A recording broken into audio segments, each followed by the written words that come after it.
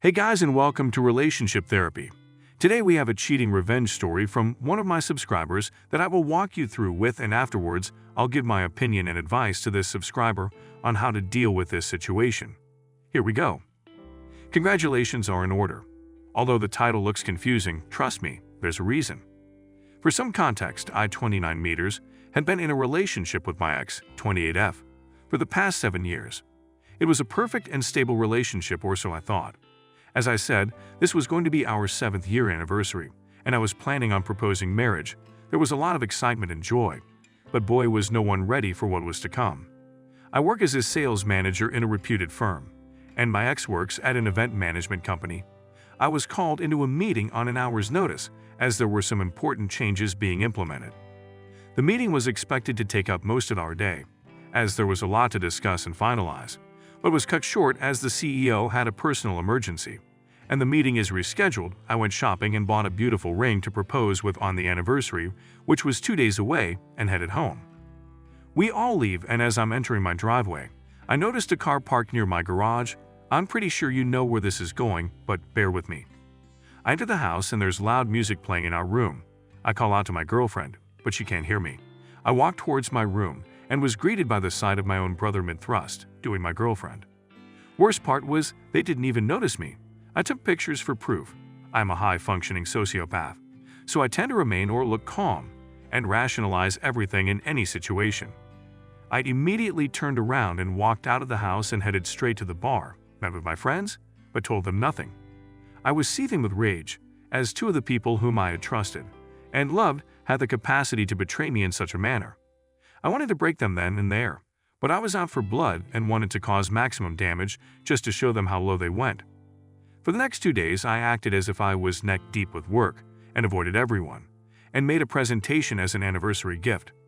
Come the 7th year anniversary, we had a socially distanced party at my parents' house, which our close family, our parents, siblings, and a few close friends attended. After all the wishing and hugging was done, I stood up and said I had a presentation to show my appreciation. The presentation, it basically outlined our entire relationship, pictures of us since we started dating, and pictures marking important days of our relationship, until it reached the 7-year mark, where the pictures of my ex and my brother flashed across the screen.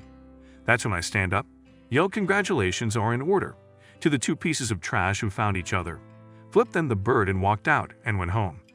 Although it felt good at the moment, the weight of the betrayal finally landed on me, and I broke down for the first time in years. I've refused to speak with anyone and have locked myself in my house, as I'm not a safe person to be around right now.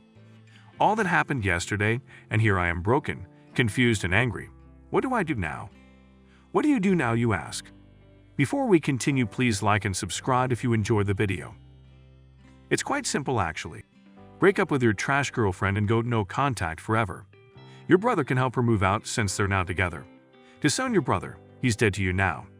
Expose her affair to everyone else you know before she tries to spin the story in her favor. Be prepared for her to blow up your phone with apologies and the usual "it didn't mean anything" bullshit. Ignore her completely.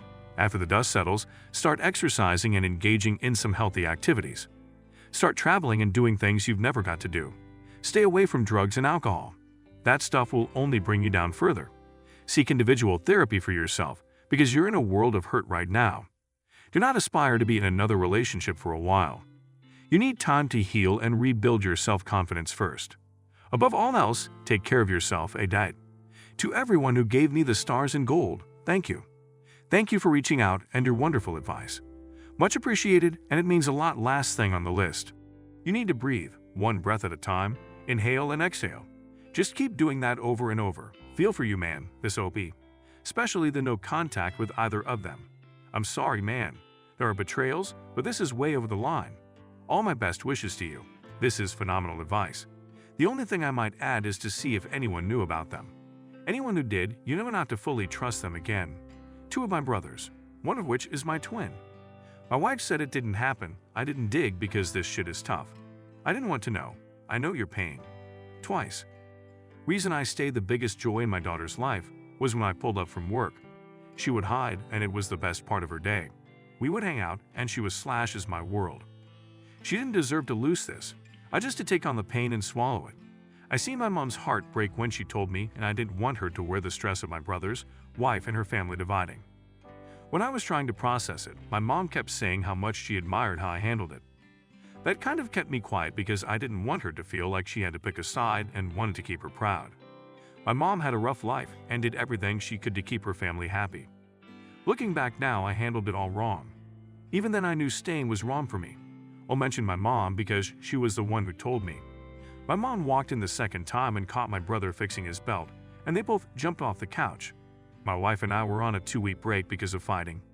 My mom called my wife's name and said she wouldn't tell me if my wife left me alone and only discussed my daughter with me.